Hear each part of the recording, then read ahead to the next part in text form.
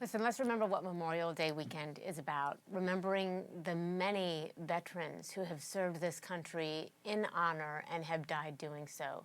For Mike Dalgleish, the father of a Marine who took his own life just a few years ago, he is also reminded daily of his son's sacrifice. So through the month of May, Mike has walked and biked a total of 125 miles to honor the many veterans who've been lost, no matter how they died. And he's with us now. Mike, I want to thank you so much for what you're doing. We are so, so sorry for what you have had to go through with the loss of your son. I want to show some pictures here of you with your son, Rory. I understand he was 23 years old when he passed. And what is striking is that there are 22 veterans who take their own lives every day. This is according to one study that says it's because of PTSD and other mental illnesses that they suffer, that they bring home with after their time with war. So before we really get into this, tell me about your son. Tell me about Rory. Well, Rory was something. He amazed me completely. He was quick-witted. He had a dry sense of humor. He was loyal to the Corps and his brothers. He enjoyed spending time with family, friends. Loved to make people laugh.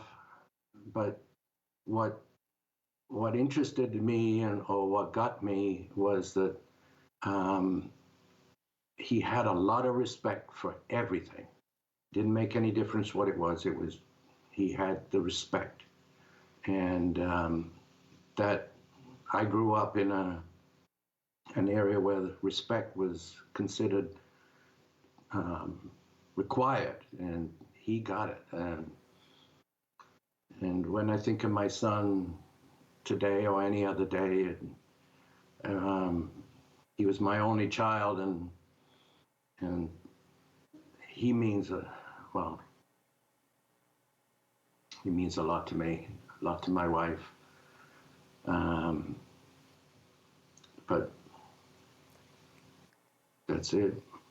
Did he talk to you about what he was going through when he came back? Yeah, he talked to us just a few times while he was over in Afghanistan. One call was made at 1:15 in the morning.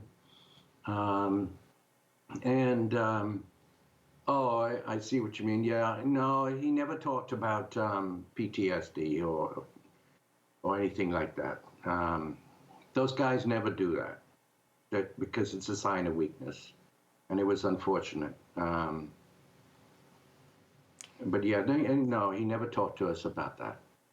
So when you are walking, I know that one of the flags that has flown that you've all carried has been the Mission 22 flag, that is an organization designed to support veterans with post-traumatic stress and traumatic brain injuries and other issues that they face when they come home.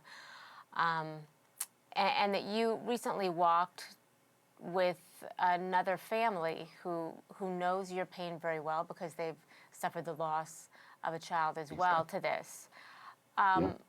What did you talk about with them? How do your conversations with people who know at that very raw level what you're feeling, how do they change you? Well, they really don't change me per se. As long as I get to know them, and we're there together, and we get to do things together, that in itself helps me. We try and do a lot of things like Mission Barbecue is apparently going down in Fort Myers, is going to be putting up a Gold Star wall shortly, and my son's picture is going to go up on that wall. The other family that walked with me on that particular day, I've known him for about 3 years now, 2 or 3 years, because that's when he lost his son. And we just keep in touch with each other and do what's right, and to try and bring that 22 number down to 0, because this is all we can do. There's a lot of private sector or private individuals out there that do things for the 22 and try and make the veterans stop doing this, and it's heartbreaking. It's just simply heartbreaking.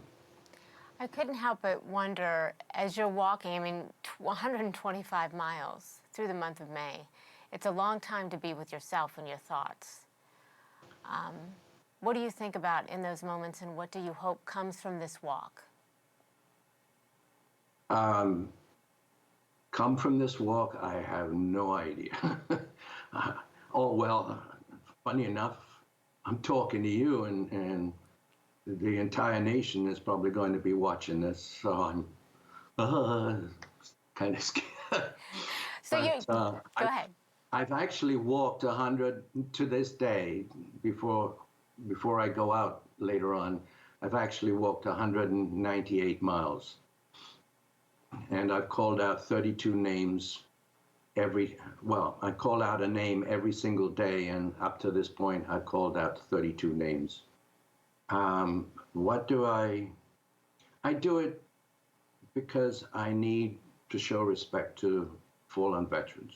I need to honor my son. I need to honor everybody that everybody's name that I call out.